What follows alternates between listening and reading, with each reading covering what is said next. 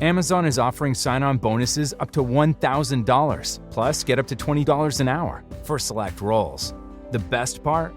We're hiring near you. So start now to take home something greater. New, higher wages with a sign-on bonus, a range of real benefits, and career growth opportunities in a top-rated workplace. So earn more and see how great pay and sign-on bonuses can lead to a greater life for you. Go to amazon.com/apply. Amazon is an equal opportunity employer. The International Olympic Committee has the honor of announcing that the Games of the 32nd Olympiad in 2020 are awarded to the city of Tokyo.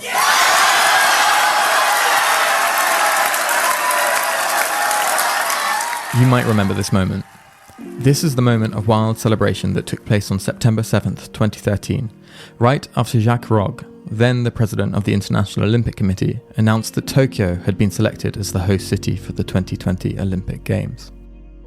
In video of that day, you can see and hear Japan's Olympic delegation overwhelmed with excitement, 7 years out from hosting the world's largest celebration of sports, an event that would put Tokyo on the most central of central sporting stages. A lot has changed since then. 6 years of preparation took place, and then with just 6 months to go to the start of the Games in 2020, the COVID-19 pandemic hit. It's a pandemic that derailed all plans and transformed the Tokyo Olympics from a once-in-a-generation opportunity, something people were genuinely excited about, to a Games that is now loathed by much of the Japanese public. This Friday, the Olympics will begin, and it will be a Games like none before it, with its host city, Tokyo, under a state of emergency, and COVID-19 still very much a threat to the public. From the Japan Times, I'm Oscar Boyd, and over the next 2 episodes, we're going to be looking at how we got here, and trying to tell the story of the long and bumpy road leading up to these Olympic Games. Joining me to do so is Japan Times contributor Patrick St. Michel. Patrick, thank you very much for joining me today. And where do we want to start this story? Well, like all good stories in the 2010s, we actually want to go back several decades before, to 1964. On the 21st of August, 1964, the sacred flame kindled at Olympia left for Japan.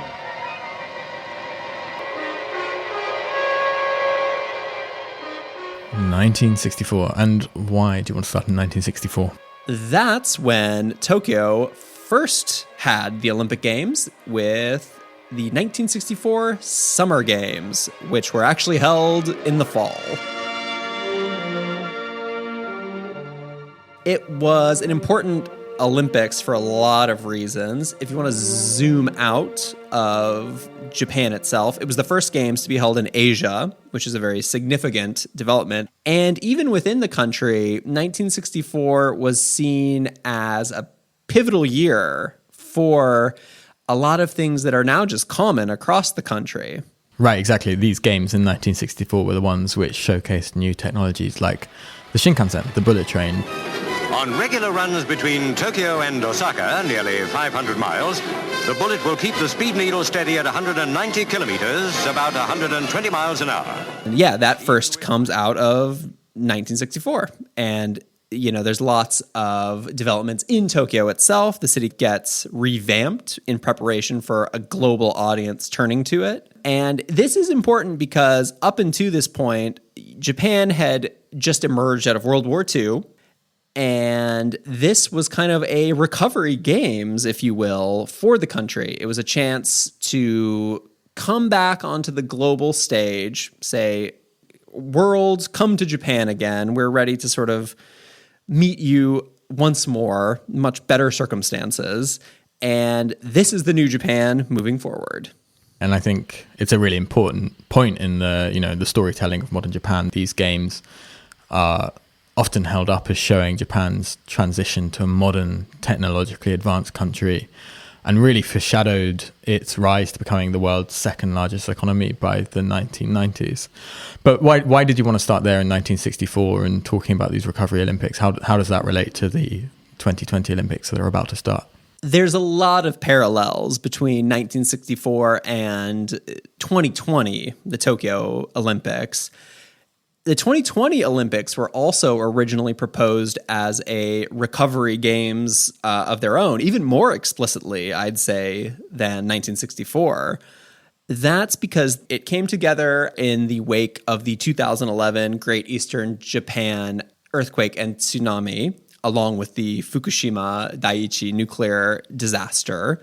So, and these natural events coupled with this nuclear incident are kind of akin to the sort of trauma and damage of Japan coming out of World War II for the 21st century. Mm-hmm. It's a very physically and mentally disastrous thing and kind of an epoch-shifting moment.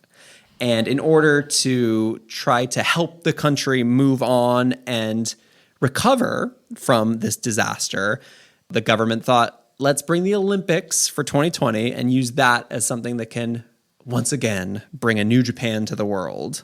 After the bid was proposed and even submitted, the public support for it here in Japan was pretty high.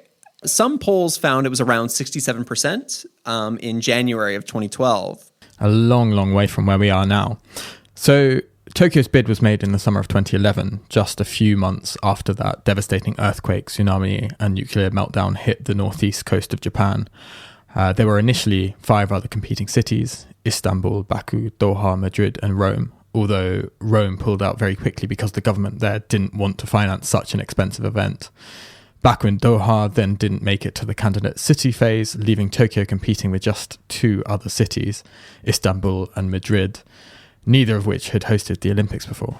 And at this point in the bidding process, the big question kind of swirling around Tokyo's candidacy for the Olympics was whether the Fukushima situation really was safe. So this is something that was especially pushed forward by, I would say, media outside of Japan, which didn't always have the best sense of what was happening with the Fukushima disaster. But it was something that hovered over the entire process for Tokyo. To the point where Prime Minister Abe actually had to get stuck in with the bidding process and made a pledge that the situation in Fukushima was under control and posed no threat to Tokyo.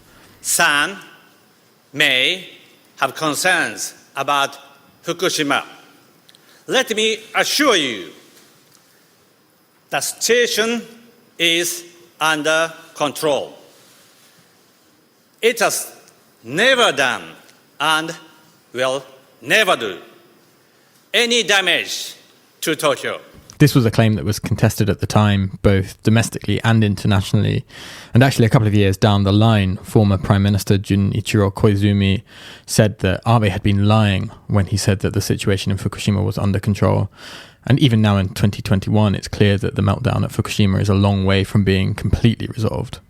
It's an issue that still definitely comes up. But at the time, Abe's speech did the trick. The International Olympic Committee has the honor of announcing that the games of the 32nd Olympiad in 2020 are awarded to the city of Tokyo. You were here in Tokyo at the time, right? What was the atmosphere on the streets? I do remember at the time, I was out in Shibuya at like 3:30, 4 in the morning, which was actually when they did make the announcement. And, you know, it's late. Most people have made good life choices and were asleep at the time. They would wake up to the news. There wasn't any like mass celebration in like Shibuya Scramble or anything. You know, I've seen like when the Japanese national soccer team qualifies for a World Cup, people go bonkers. It was quiet, but there was kind of an excitement at the time that was especially captured the next day by local and international media. They would go around and just talk to people on the street. And just a lot of people were like fired up, kind of being like, yeah, Tokyo 2020, let's go. That is not a quote. That is me remembering what was said. But you can look at the clips from this time and see a real, like, honest excitement and enthusiasm. I'm happy! Woo! Thank you. 東京に決まると信じてました。嬉しいです。And it's an enthusiasm that was not just built on the Olympics alone, but also the fact that a couple of years earlier, Japan had also been awarded the 2019 Rugby World Cup. So all of a sudden, you had this decade that was going to end with the Rugby World Cup in 2019, the Tokyo Olympics in 2020, these two major international sporting events. And I think there was a sense that, this was the decade where Japan really would recover from the economic malaise which had followed since the bubble bursting back in the 90s, and that this was the time that the international spotlight would swing back round to shine directly on Japan. And that the country would use this newfound attention as a way to bolster its tourism industry, which became an especially important focus for the country when Abe made it part of his Abenomics plan, I believe in 2012. It was, by the end of the decade, they wanted millions upon millions of people coming into the country. And the Olympics, I think, were a good way of drumming up even more excitement for something that was already in motion, kind of transforming Japan into this country where the world comes. And the Olympics are the crown jewel of that approach.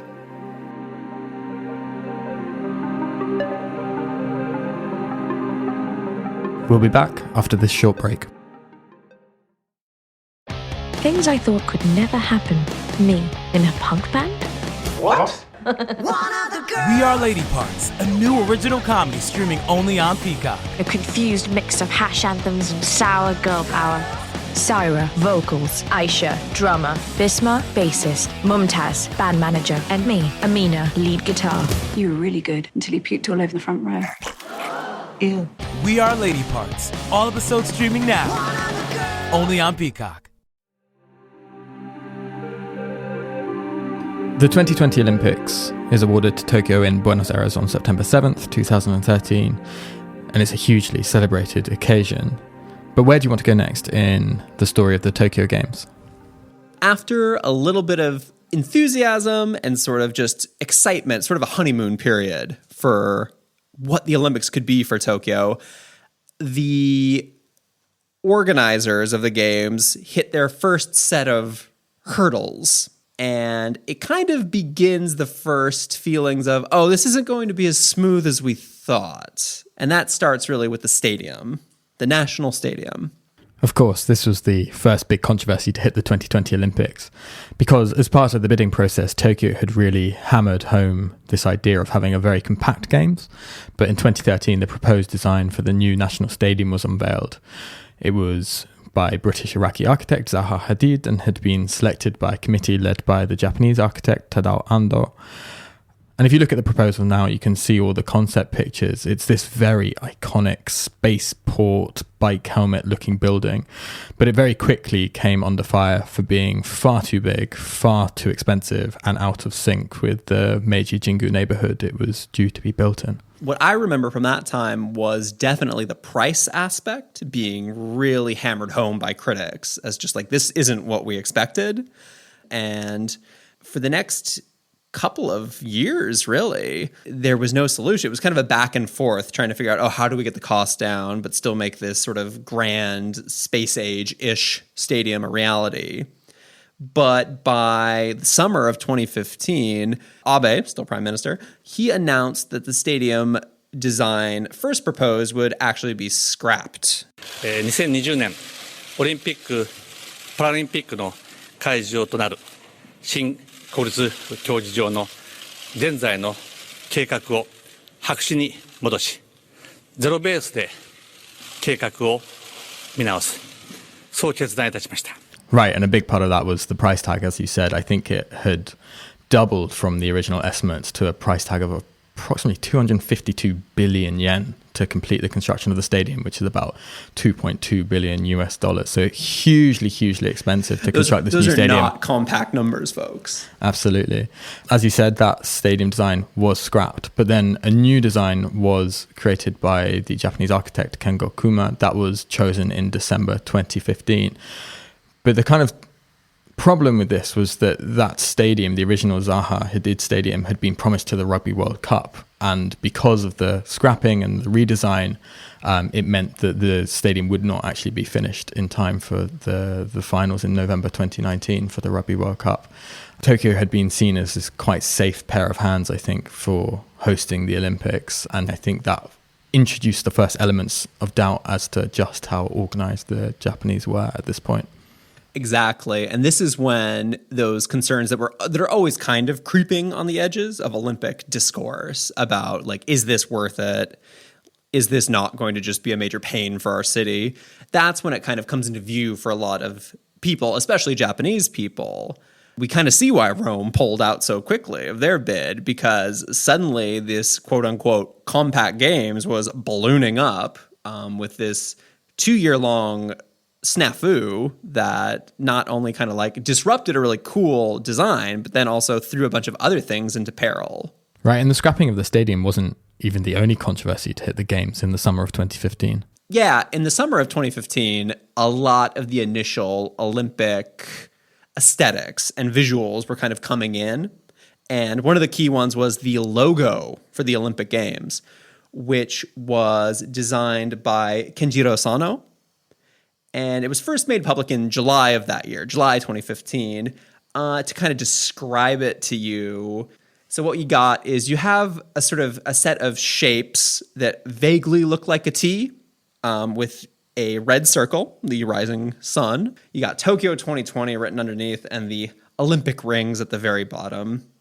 It's very modern, very avant, and also potentially very stolen, because almost immediately a plagiarism scandal emerges, saying that this logo looks quite a bit like a logo used by a theater in Belgium, which has the very similar sort of like dissected like letter, a T-like thing in a circle. And, you know, when you look at them next to each other, as I am right now, yeah, I see where those plagiarism calls come from. And so I think it was the designer of that theatre logo that came forward and said, hey, this looks quite a lot like my work. And I think over the next couple of months, from July when that logo was launched up until September, it just kind of ballooned into a bigger and bigger controversy, leading to not only the stadium being scrapped in summer of 2015, but that initial Tokyo 2020 logo being scrapped. 審査委員会、組織委員会、佐野さんのご判断というものを尊重して、エンブレムを取り下げてですね。And just as a new stadium had to be designed and Kengo Kuma stepped in to do that, a new competition was launched to... It was actually kind of crowdsourced from various Japanese designers. I think it was a much more publicly open competition. Yeah, and they opened that up to the general public, a call for logos, and we get a new logo, the one that is used for the games that are about to start, still in use. That's unveiled in April 2016. It's kind of more of a circle, a lot of blue and white, kind of a more traditional take on what an Olympic logo is. I'm curious, Oscar, which do you prefer? I like the old one. Really? I like the T. T for Tokyo. Easy to understand. I remember there was like a minor like internet controversy at the time. Like some 7-Eleven store, they started designing their like Oden menu to look like that. They would take the like daikon, because I guess it vaguely looks like the weird gold triangle in the corner of the logo. And they kind of did it like that isolated in that position with like Oden 2020 or something written under it. It was great. I think everyone got angry. So we have these two Olympic related controversies going on in the summer of 2015, but despite those making headlines, they didn't seem to pose any major threat to the Olympics, I don't feel. And much of the rest of the preparation was going ahead as planned. The building works that had started were on schedule and looked like they'd be on time for 2020. And something else happened around that time that's important to these games. In the lead up to the Rio Games, it was announced that 5 new sports were going to be added to the Tokyo Olympic roster. And these were baseball/softball, skateboarding, surfing, sport climbing, and karate. And those were selected in large part because of their popularity here in Japan, of course. So kind of not only appealing to younger people, but also making sure that the domestic crowd here would be well engaged with the events when 2020 really did roll around. Right, exactly. Baseball is obviously massively popular here. Karate is a Japanese invented sport, and there's pretty good surfing and climbing culture here as well. I'm not so sure about skateboarding, but that definitely appeals to kind of the younger audience. I think the Olympics were definitely trying to broaden their appeal with these games. And these sports were actually rubber stamped by the IOC in Rio during the 2016 Summer Olympics that were taking place there. And it was at Rio that we also got the first proper public display of Tokyo 2020 in action with the handover ceremony.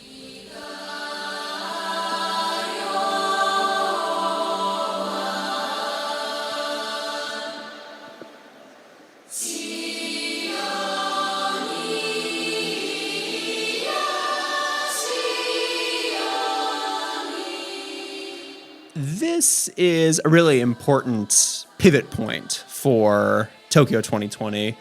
At the closing ceremony of the Rio Games, there was a handover ceremony where basically Tokyo would be on the clock. They would get a little chance to sort of flex their cultural know-how on the world stage, offer a preview of what people could expect in 4 years.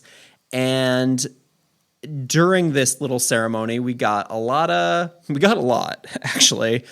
At first, we had Tokyo Governor Yuriko Koike. She was there in kimono, waving a flag, she seemed like she was going to be the representative. Right, so she received the Olympic flag, I believe it was the mayor of Rio, who then passed it to Thomas Bach, the president of the International Olympic Committee, who then passed it on in kind of symbolic gesture to Yuriko Koike, governor of Tokyo.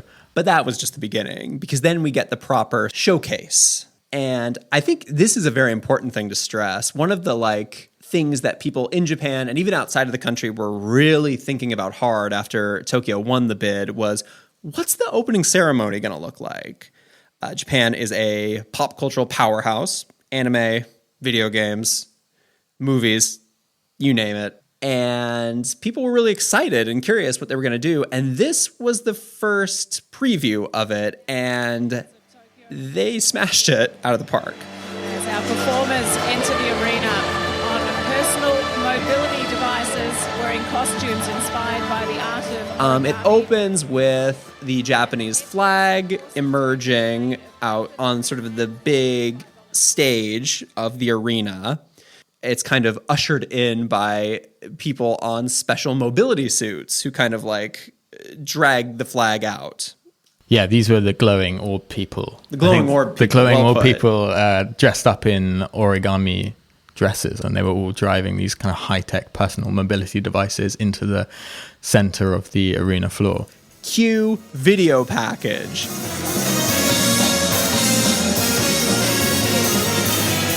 Because we get this little highlight reel, this little stylized, jazz accented, shout out Sheena Ringo, package that's sort of mixing athletics. We get shots of Japanese athletes doing their thing mixed with pop culture references. You'll get a fencer followed up by Hello Kitty waving pom-poms.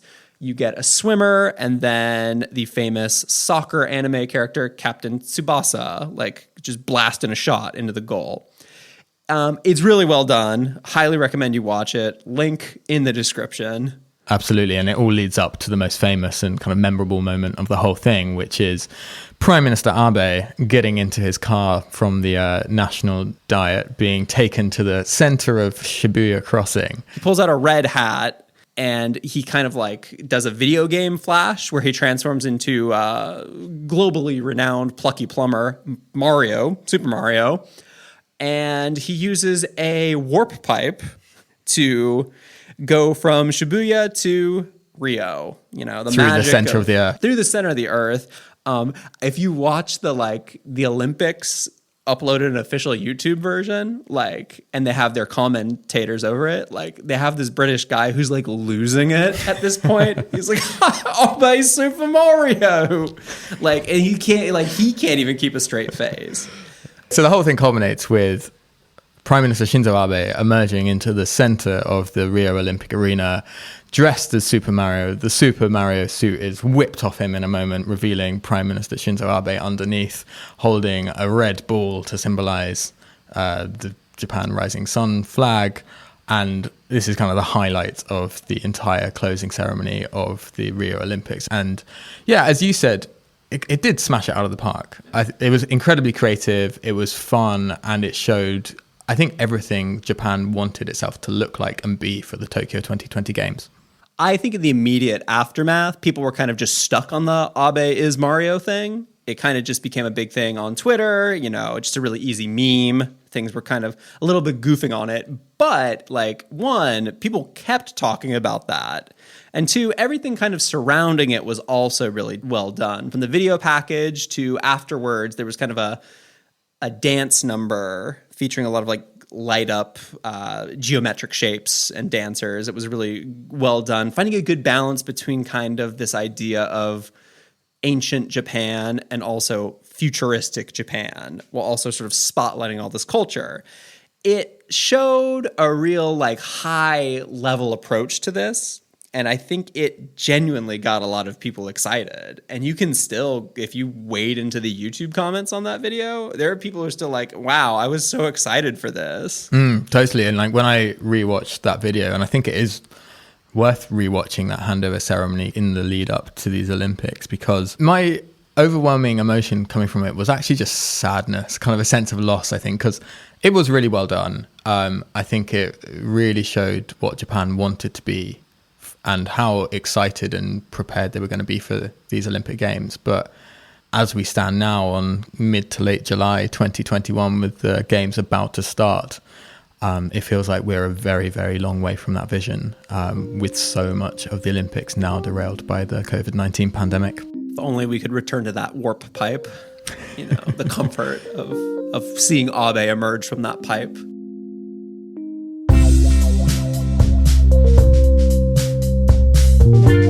Hey, thanks for listening to this episode of Deep Dive. Part 2 of this look at the long road to the Olympic Games will be coming out Friday this week, when Patrick will join me once again to look at what happened after that handover ceremony and how the Olympics were derailed by the COVID-19 pandemic. Also, a heads up, the Japan Times will be running a live blog throughout the opening ceremony of the Games this Friday, which will continue all the way through until the end of the Olympics. Check it out on the Japan Times website to keep up to date with all the latest happenings from this very, very strange Olympic Games. And for regular listeners of Deep Dive, I'm sorry it's taken so long to return to making episodes. While I was off on my break, I managed to break both my arms in a cycling accident, which I'm still recovering from. We'll try and get back to weekly episodes as soon as possible. Thank you very much for your patience. Thank you for listening. And as always, Potsukare-sama.